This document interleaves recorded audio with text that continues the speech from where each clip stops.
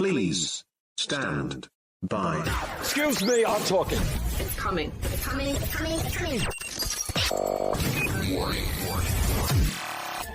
What is your name? I am Jay Ramone, and this is the Jay Ramone Podcast.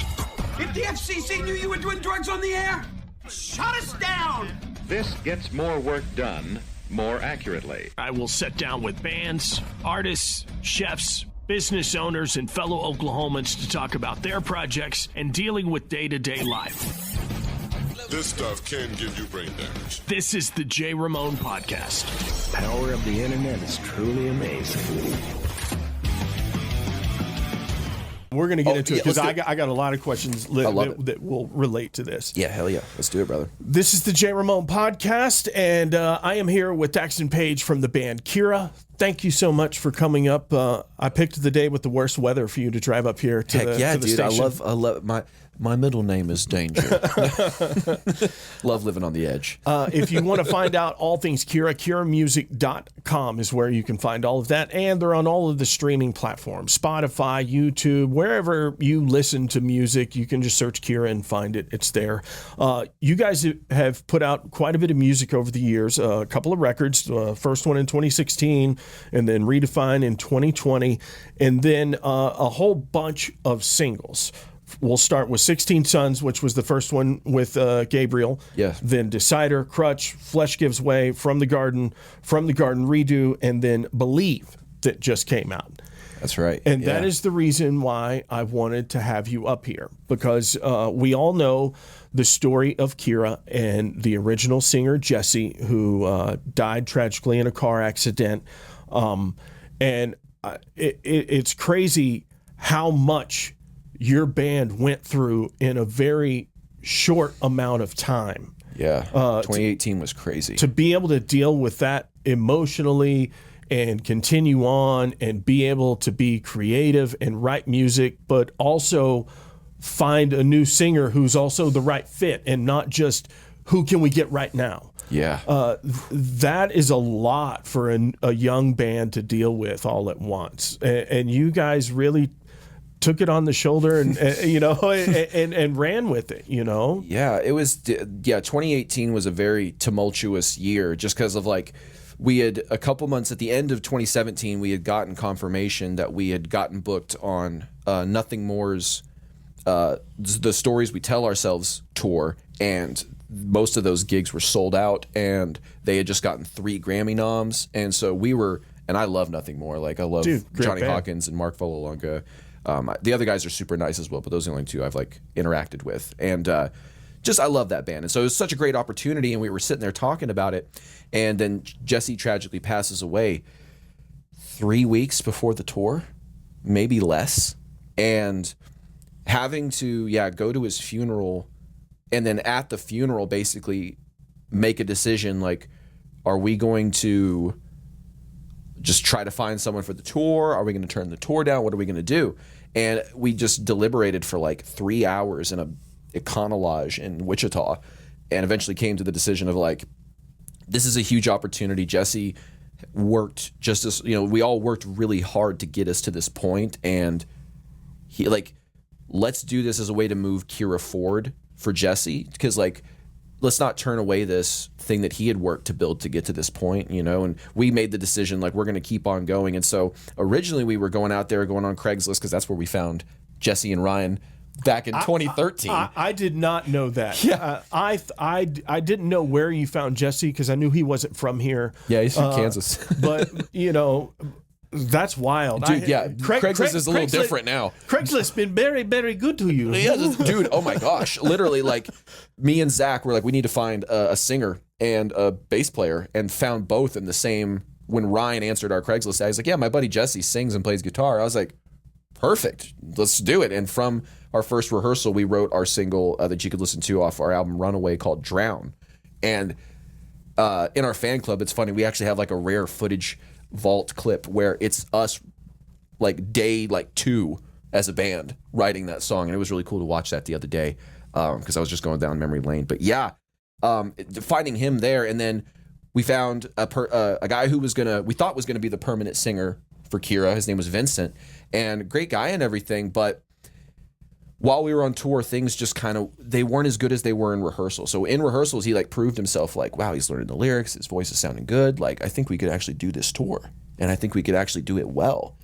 We get out there, and I think maybe the pressure of the gig kind of got to him a little bit. Like this 1,100 people staring at you, and you're just kind of learning these songs. And this story has been repeated numerous times for numerous bands. Oh gosh, yeah. When you're in rehearsal or you're in the studio, you're thinking, oh my gosh, like we have found magic again, or we have found lightning in a bottle. This is it. And here it comes. Look out. You get out on the road and on those stages night after night. Technical difficulties. The rooms sound different. Yes. The audience doesn't respond the same every night. When you're out of your comfort zone, that's the proving grounds of how you handle it. And some musicians can handle technical difficulties on stage, and some melt down. Like the best example, I watched the 50 years of SNL,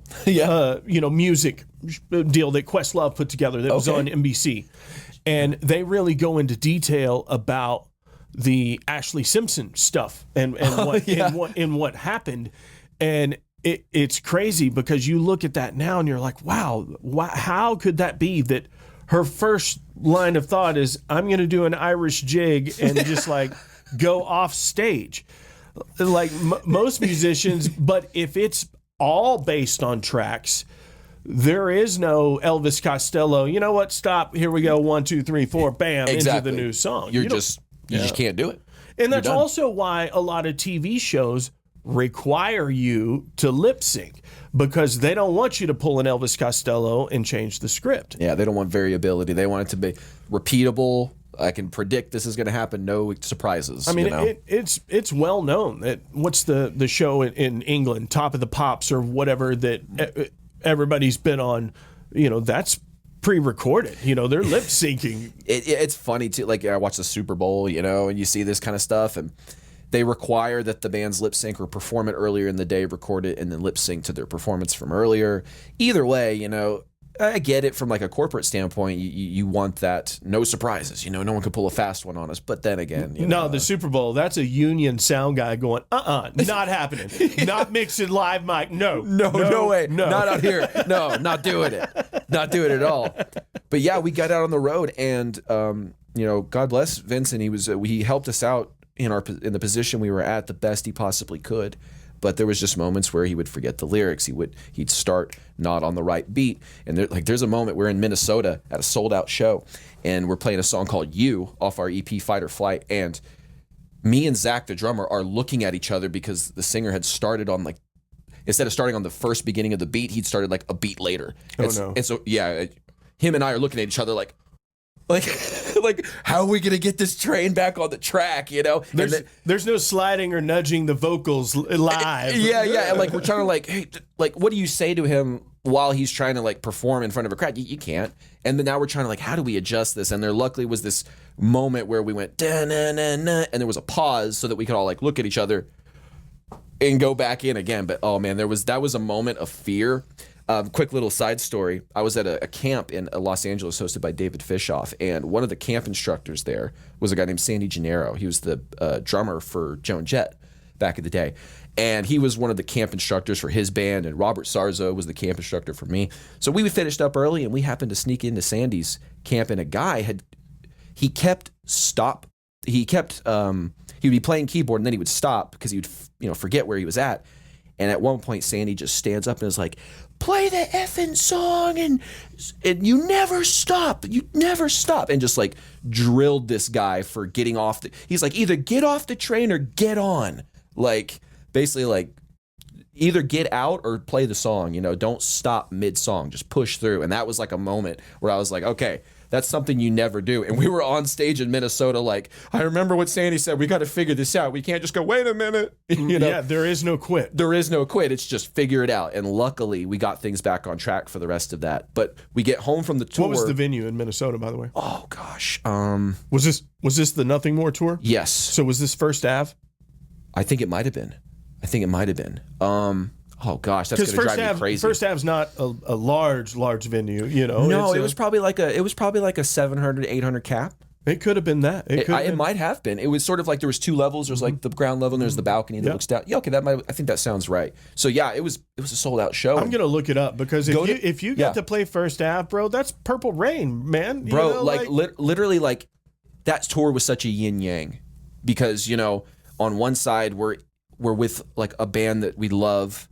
We're playing these shows. The crew is so cool. Like shout out to Ryan Coggins and like all the guys in that tour package were amazing dudes. Like everybody, crew and everybody. So it was this beautiful side of it, but on the other side of it, we're kind of antisocial because we're still grieving our friend that we had just lost, and we're frustrated with our singer now, who's for some reason not getting his stuff together. Right. Good save, by the way. I saw that ninja. No, but like, so there was just a lot of. We're dealing with the positive side that's so good, but then the negative side just feels so bad, In the in relative terms, it probably wasn't that bad, But from us, we were just like, man, this tour, we felt like we could have just dominated, and maybe we're performing at 60% capacity.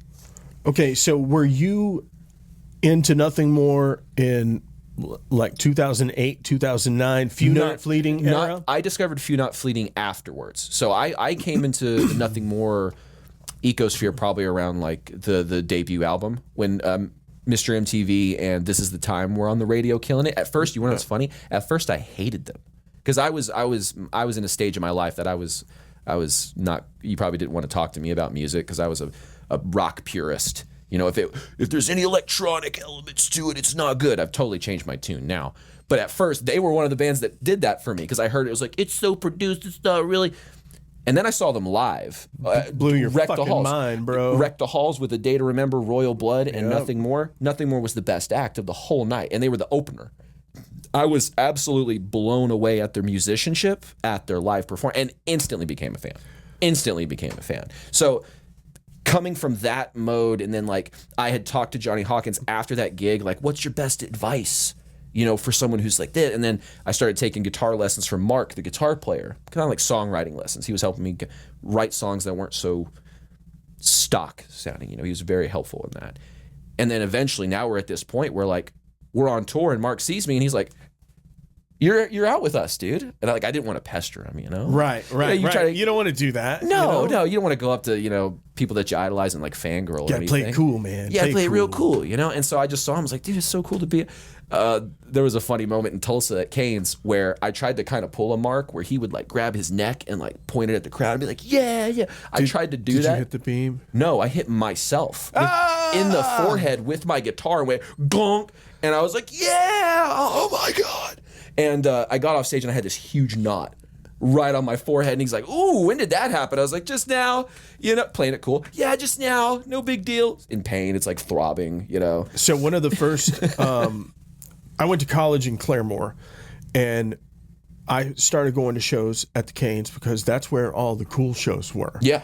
And this was before the Rogers family bought it, before the people own it now. So it hadn't been renovated or any of that. It was still kind of grungy, and downtown Tulsa was dangerous. It was a dangerous place to be. That's interesting. And one of the bands that I saw in those early days was Vanilla Ice. No kidding. On his new metal era Yeah, tour. that was going to say, was it during when he went rock? Oh, yes. That's so cool. So back then, there was a drop ceiling at the Cain's. Okay. And so it wasn't that you couldn't see that exposed dome and open the trussing and all that. It wasn't open. There was a drop ceiling, okay. And so that a little bit more boxed in. Yes, and the stage was much lower. The ceiling on the stage was much lower. So that banner, the red velvet, home, Cain's Ballroom, home of Bob Wills, all that was a little lower. So Vanilla Ice throws his mic stand up in the air and it gets caught. Oh no. And he's like tugging on it, and he looks up and he rips this thing, and he goes, "Fuck Bob Wills." and I can picture this. I've been to a lot of shows at the Cain's Ballroom, and the security company of choice is still GT Security. It's the exact same one. Okay. Gary Thomas GT Security. They have been at the Canes ever since I moved to Tulsa in 1999. And these are some big old boys, and you don't want to get cross with them. And they take the Canes Ballroom and its history very seriously. Okay. And so they not so politely escorted Mr. Van Winkle out the back door, using his head as the door opener as they hurled him into the parking lot. Show is over at that point. Yeah, I would out the door. And here's the thing. Nobody in the crowd was upset about it because they, Tulsa takes the Canes Ballroom and its history and their pride for that venue very seriously. Well, dude, I mean, in Oklahoma, our rock scene is not the biggest rock scene in the country. So our scene is very like tight knit. We've got our people. We know like the history. Like you've had Max on the podcast. Like people that have been in the scene know who Max is because it's a tight knit group. Yep. And so for you to go in there and just completely crap on a historic venue in Tulsa, like I'm Vanilla Ice, they won't care. It's good luck. Go back to those tax lanes, buddy. So you were talking about, or we were talking about Few Not Fleeting, that record. Yeah. That's when I saw them for the first time. Nothing More on that tour at South 89th and Western. Place was called Rock Theater. Okay. And it was an old movie theater. It's just north of the On Q. Okay. And I think it's like a Spanish dance club or something like that now. But I need to go now. But TLP used to do shows there. Yeah. Shout out to Tony. Back in the day, there was a band out of Tulsa called Reckless Process that did a record with Stephen Egerton, and I was friends with all those guys, and they started a new project, and I'm pretty sure it was the project called My Solstice. And so Dustin from the band Groucho was in this band My Solstice, and there were some other guys. I don't know what projects they're in now, but the singer at the time called me and he said, "Hey, we're on tour with this band out of Texas called Nothing More. It's just a DIY run that we've put together. We've got a Tulsa date. We're looking for an Oklahoma City date. Can you help us out?" Yeah. And it was literally just like a door deal. No guarantees, nothing. And they were very DIY until like the bitter end until like 2012 or something. None of us had a clue. We had no idea. We had never seen them before. And we were all just like, oh my God. Like this band is on a different level. They have, from the time I've researched them, because of course when I became a fan, I like back watched all their performances and stuff. And so just seeing the fact that they've always had an approach to their live gigs of trying to make it a show and not just a performance, or trying to make it something that's more than just some bands or some guys standing up on stage playing their instruments. They're throwing in, I'm going to wear a trash can suit and you're going to drum on it, or I'm going to put the bass on the bassinator, they call it, and they're flipping it 360 and the other. Like, that's the kind of stuff that it doesn't matter if you're going to see some band you've loved forever. When the opening band or the direct support band pulls that out, you're not going to forget them. No. They stand out amongst the entire bill. And so, like, immediately after, like, that tour, I'm like, how do we do that? How do we do something that just makes the show better, whether it's from our engagement perspective? So we used to, like, bring, funny enough, every member of Kirra is a drummer. Every single member. So Ryan was a drum major in college. I played way too much Rock Band as a kid. I was 36th in the world on Guitar Hero Metallica on the drums. The summer of 2009 was a very busy summer for me, guys. I don't know if you could tell or not. So we're all drummers. We love playing drums. Gabe, drums were his first instrument. So we were like, we got to figure out a way to incorporate this. Like, we don't want to rip off Nothing More or anything because they've already clearly done that, but how do we incorporate everyone's talents? And they just inspired us to keep on going in that and push our creativity in different directions. So I always got to give a shout out to Nothing More. So I wanted you to come in because I wanted to talk about Believe, the new single you guys just released.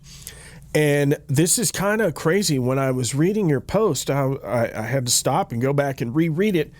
So this is a song that you guys wrote with Jesse. Yes.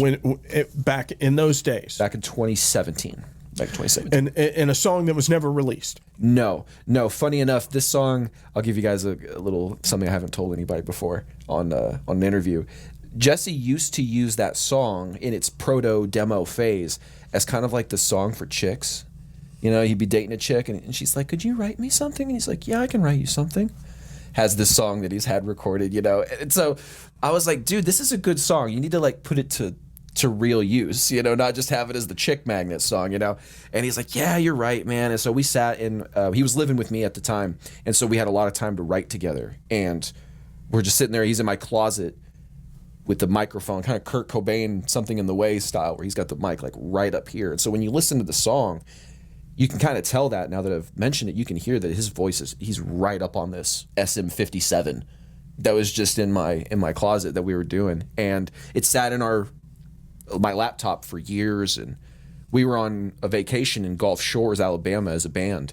And I pulled up that file because I happened to just come across it while I was messing around, you know, the beach and the oceans inspired me and stuff. And I see this track and I'm like, man, it would be really cool if Gabe was involved in this song somehow, so that it's like we have Jesse's voice and Gabe's voice. And so I bring it up to the band and they're like, it's an interesting idea. You know, maybe we could do something like that. And then Gabe comes back to me when we get home. He goes, dude, I've been thinking about that. And now we've got this song that was just an acoustic song. There was no distortion or anything like that. And he's starting to pitch like, I think it should go big in the second verse and the second chorus. And he starts presenting some ideas. And now we're like, okay, well, this is starting to get real. You know, let's dive in and just see what we can make out of this, whether we release it or not. And so we worked really hard on it for like 2.5 years, trying to get it where we needed it. And once we found James Conner, our producer from Vose Studios, absolutely incredible producer, we were like, we have this song now. Let's send it to the people who were like close to Jesse, our little inner circle that we know. So we have a guy out in Oregon. His name is Bob, and he let us stay at his house when we were out there because he knew Jesse from childhood, you know. And then his Kevin Kerr, yep. You know, I sent it to Kevin, and that was such a cool thing. I love Kevin. He's such that's my dude, man. Dude, he's such a good guy. He's like a big old teddy bear. But we sent it to Kevin, and the response we got from them was fantastic, and it gave us the confidence to like, okay, this is something that we can feel comfortable putting out there. It's not, you know, because if someone would have said in that circle, like, I don't know if I'm comfortable with this, we would have never released it. But because they were so emphatic about it and loved it so much, we were like, okay, we've got something special. So there's no AI. None. No. This was tracks that you guys had recorded at your house with Jesse, and you had converted this demo into a full-blown song using those demo vocals and then adding Gabe to it. Exactly. Making it a duet. Exactly. So all the, you know, acoustic guitar, all that kind of stuff is me. Like, but everything that you hear from Jesse is literally Jesse in my closet with the SM57 like right here. You know, and like listening to it now, I still sometimes I listen to it and I get a little emotional just because it's, you know, the story of what it took to the song to actually come out and us creating it, and the lyrics have a different weight because they were written under a different intention. But now that we've put this song out this way, the lyrics hit differently than they used to. Because I could see what he was going for when he originally wrote it, but now it's like he didn't realize he kind of wrote it for himself to us later in a sense. And then when Gabe sings it, it takes on another interpretation because it's us to him. You know, so yeah. It was a very special song for us, just how it all came together like that. So before we move on from Kirra, what are the plans in the future for Kirra? So right now, we've got a music video that we're planning on for Believe. We haven't, again, we really want to, we're kind of being very delicate with this release because we want to make sure we honor Jesse in the most respectful way and tasteful way possible. So we've got a music video, we got the shot list and everything. It's just about getting it shot and edited. And then we have a new single that's going to be coming out in a couple months, you know, to keep the momentum rolling. That's going to be kind of the plan for us this year, is release as much music as possible. We had like a 2-year gap where we weren't able to put out as much as we wanted to for one reason or another. And now we're in a position where we've got songs that we're like so excited about. Like Believe, we love as a song. And then we've got this other song that's going to be coming out in a couple months that we're super excited about. But the songs that we're like okay, let's go in the studio and get this one done now. Like those, like I think this is probably, you know, every band says it, but I think this is probably our most mature songwriting and are the best songs that, like, I enjoy listening to them probably more than the, like, I'll put my demos on. I'm that guy. You know, like, hey, we're driving up to Blanchard. Cool, let's throw on like 9 of our demos and listen to it like a record. If you're not a fan of your own work, why should anybody else be? Dude, I tell musicians all the time, like, write the music you wish existed.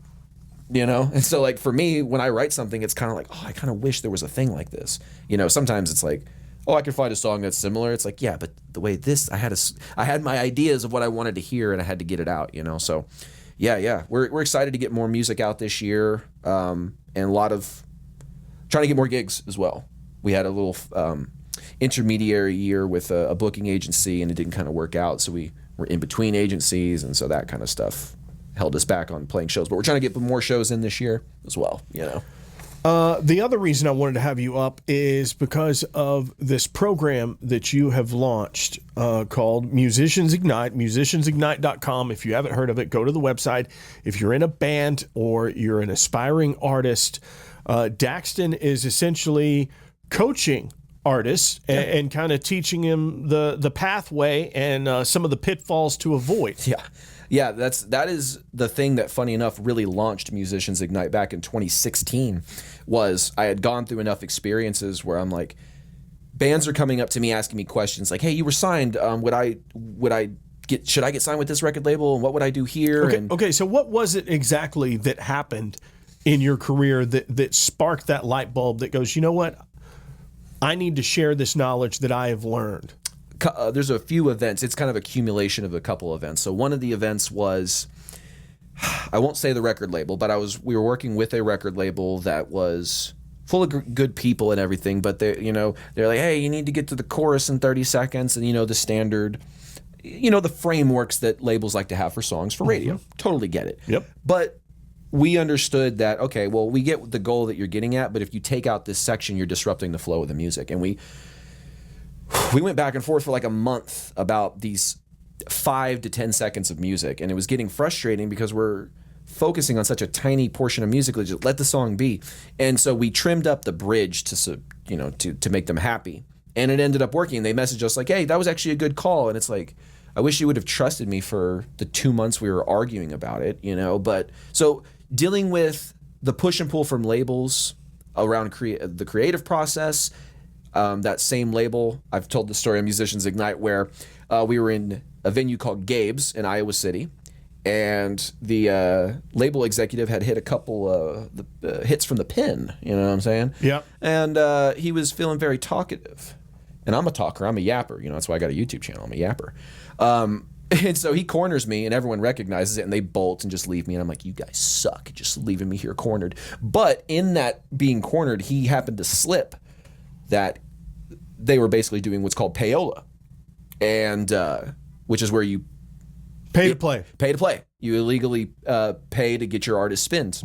And mind you, it is very, very illegal. Super. And there have been DJs who have served prison time for it. It is a very real crime. People think, oh, it's just the thing, you're not supposed to, and then they'll. The most famous rock and roll DJ of all time, Alan Freed, famously went to prison for it because these people are not paying taxes on this. No. And they're being slipped some cash to play a record. So when you drive through a town and you turn on the radio station, you're like, God, why is this radio station playing this terrible song over and over? It's probably because somebody got paid to do so illegally. And there's also indirect payola, where I won't say his name, but apparently the lead singer of a very popular rock band, since you can't pay people directly, you can host. There's nothing against the law that says you can't like host a party and invite out all the PDs for these radio stations and just give them a good time, which has been done forever. Yes, it's totally it's a networking move.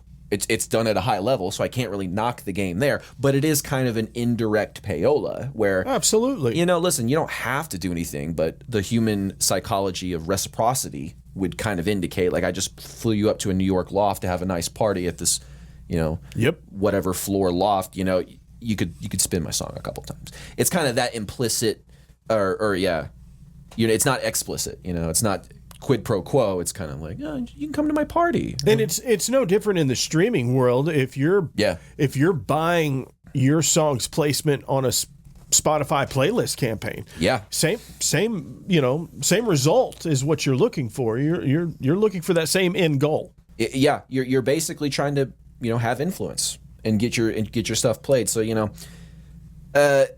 so anyway, this label had said that they were basically committing direct payola. We give this guy a portion of the money that the bands give us, and then he'll spin it more for us. And I'm just like, you don't realize, because you've been hitting this pin, you don't realize you're telling me what you did to me while describing it while you're doing it to another artist. So I had like the kind of like, okay, I see what game you're playing now. I see the intention behind this. And so we got out of that, and then we had a show where it was a door split, and we ended up, just for total transparency, we made like $2,000 that night, and that was independently with no support, and it wasn't a huge show, and I was just sitting there like, that's more than any amount of money we've ever gotten from working with a big industry thing. And so I'm like, there's got to be a better DIY approach to this. The technology's getting there, because we came out right in the middle of the big shift, like right when Spotify started dominating market share.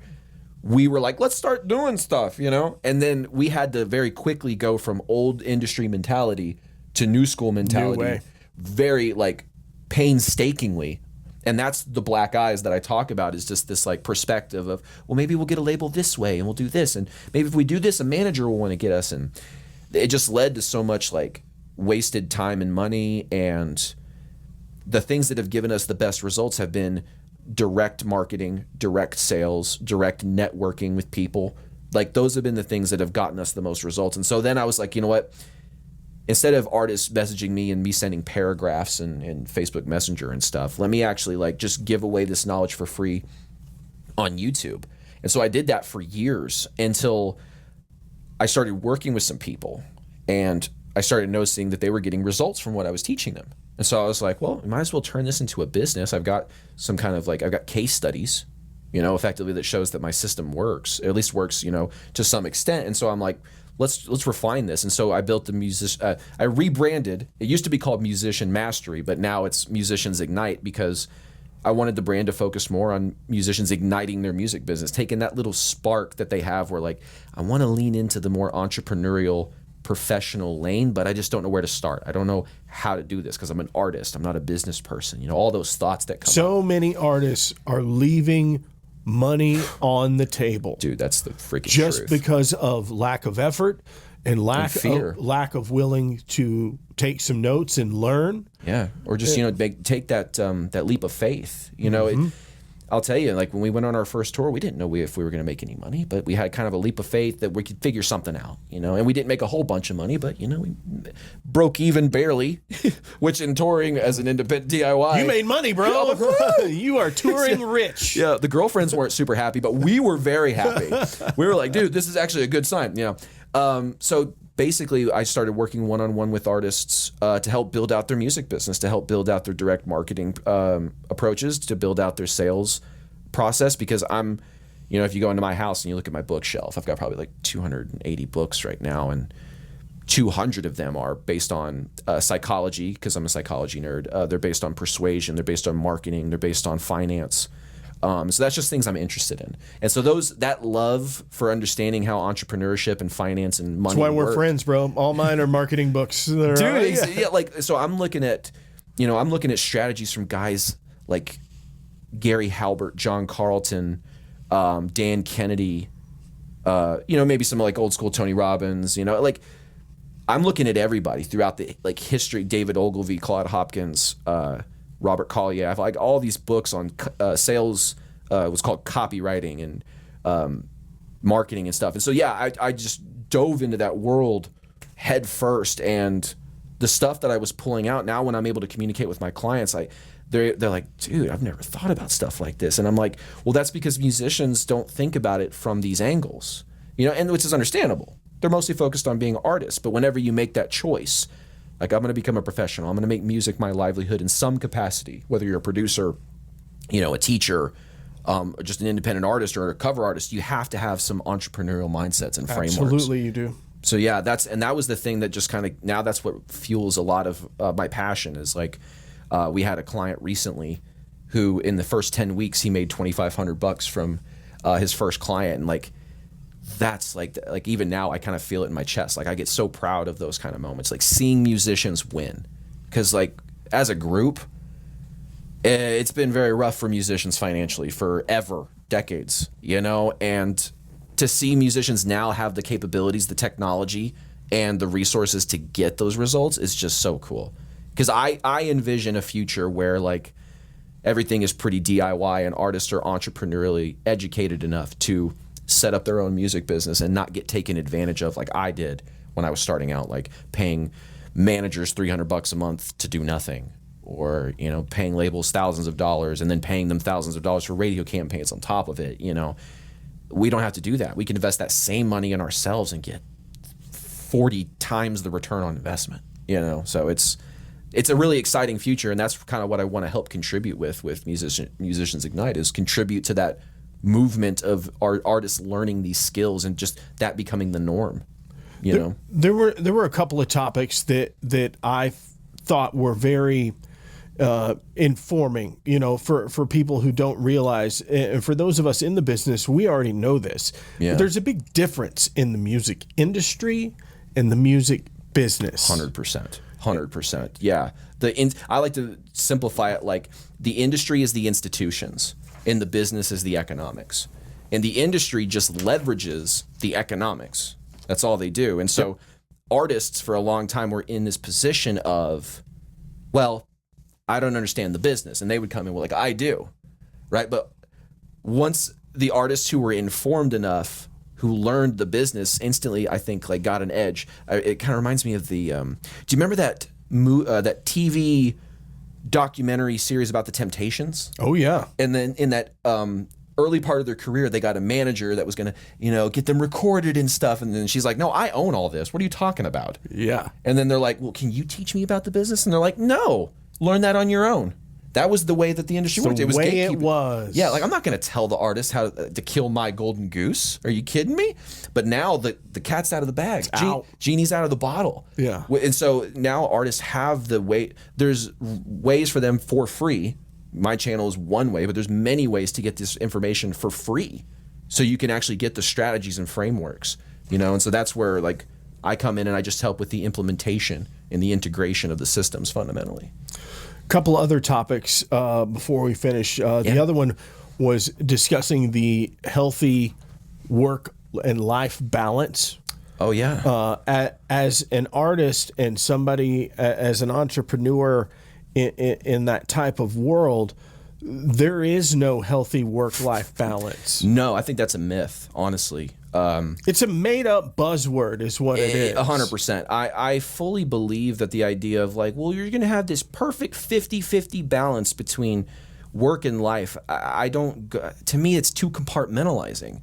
I like to live the, like what's called like the integrated life. To me, like I work from home because I'm coaching artists all day. And so I get to see my son all the time. And so I don't, to me, there's not this disconnect between work and family. Family's around while I'm working. I'll be on a call, and my son will, you know, he's getting old enough now. He's about to turn 2. He can turn the door open and walk in and just be like, hi, you know. And to me, that's so cool. Like, you know, I see, you know, there's these tropes of, you know, the son will come into the father's office while he's working. Oh, I'm busy. Get out of here. It's like not like that. I have this giant library, and as soon as he's old enough to read, I'm like, dude, if you ever want a book, just come in here and grab it off the shelf and go take it. Like, I want him to, they're like, this kid knows Basic Economics by Thomas Sowell. He's only 9, you know, or whatever, you know. So I love this kind of integrated life where I'm always working, but I'm always kind of with my family. And to me, music, I don't know, maybe it's just the way I look at it. Like, music isn't really work to me. You know, when I worked at a warehouse, that was work. That's real work, man. You know, like I know people that work way harder. You don't get to doom scroll while you're working at a warehouse. No, you do not. No, that's when you go to the bathroom for 45 minutes. That's right. You sit on the toilet. That's what I did back in 2012. I did not want to stand behind the desk in the warehouse and get the stuff for the, you know, it was monotonous and boring. But music, that's not work. Music is Music is fun, and even the business side of it. Even when like my clients run into problems or Kirra runs into problems, I like using my creativity to solve problems, because I think musicians' creativity is not just an asset in music; it's a life asset. You know, it's using your creativity to make your work life, you know, integrated and actually fit. Like, you have the best advantage in that because you have the skill of creativity. Yep. Most people in their businesses, they're too rigid, and that's why they fail. I think I've heard that it's like, you know, you need creative people to start businesses, and you need rigid people to run them. That's right. You know what I mean? But yeah, that creative capacity is what artists should be thriving on right now, because it applies not just in the genre that they write. It applies to how they handle their finances. It applies to how they handle their relationships with their spouse or their significant other or their family. You know, so it's the whole idea, like, I'm just going to have this time for work and this time for thing, and it's going to be completely 50-50. It's no. You know, life has like seasons. So some seasons are more balanced than others. But sometimes you're in a season of grind. Sometimes you're in the season of like, we got to go, and there's not going to be a, what, you work till all day today. It's like, well, yeah, I'm building something. You know, like it ain't going to be made in little tiny, I'm going to work on it for an hour here and then an hour here. It's like, no, we're kind of obsessive over in the Kirra camp, you know. we'll work for like 6 hours on something and be like, oh my gosh, you need to go home, dude. You have work tomorrow. Like, it's 2 a.m, you need to go. But yeah, I agree that the whole work-life balance is just, it leaves people more frustrated than anything. Like, how come I'm not balanced? It's like, you're not supposed to be. Nobody is. Nobody is. That's a myth. Yeah. So, last question. Yeah, for sure. Creed. I know you're a Tremonti fan. Love Mark Tremonti.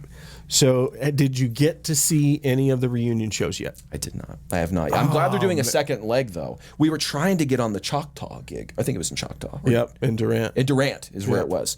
We were trying because I think Max's sister. Yep. Does Dina. Yep. Dina? Yeah. And so I was reaching out to her on LinkedIn, like, hey man, you want to add an extra 150 people to the gig, you know, because we can't bring 1,000 people, but we could probably bring a couple hundred people. That thing sold out so fast. Oh, dude, it was. Yeah, I was like, yeah, they're So probably fast. like, yeah, okay, whatever, dude. You know, no, but I love the Bakers too. So, well, hopefully you get to see some of the second leg. I'm looking forward to, like, I don't care if I have to go to Dallas or Kansas City or wherever. I want to go see that second leg for sure. Look up Kirra on all the streaming platforms and Musicians Ignite if you are an artist. Daxton, thank you so much. Thanks, Jay. I appreciate it, bud. You're welcome, bro.